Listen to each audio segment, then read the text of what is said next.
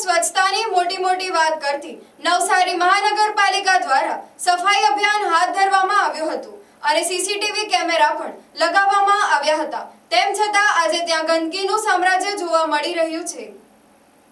ગુજરાત સ્થાપના દિનના દિવસે સ્વચ્છતાની મોટી વાતો કરતી નવસારી મહાનગરપાલિકા દ્વારા પાલિકાની પાછળના ભાગે મોટા પાયે સફાઈ અભિયાન હાથ ધરવામાં આવ્યું હતું અને સ્વચ્છતા અંગે લોકોમાં જાગૃતિ આવે તે માટે ભીતો પર સુંદર વોલ પેઇન્ટિંગ પણ કરવામાં આવ્યું હતું। તેમ છતાં અહીં અસંખ્ય ગંદકીનું સામ્રાજ્ય જોવા મળી રહ્યું છે, જેથી નવસારી માર્કેટ ખાતે આવતા લોકો માટે ત્યાંથી પસાર થવું મુશ્કેલ થઈ રહ્યું છે।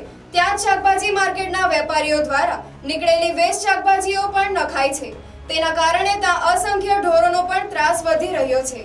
ત્યારે નવસારી મહાનગરપાલિકા મોટી વાતો કરી સીસીટીવીના આધારે કચરો નાખનારને તેમજ ગંદકી ફેલાવનારને દંડનીય કાર્યવાહી કરવાની વાતો કરવામાં આવી હતી, છતાં આજ દિન સુધી કોઈ પણ કાર્યવાહી કરવામાં આવી નથી।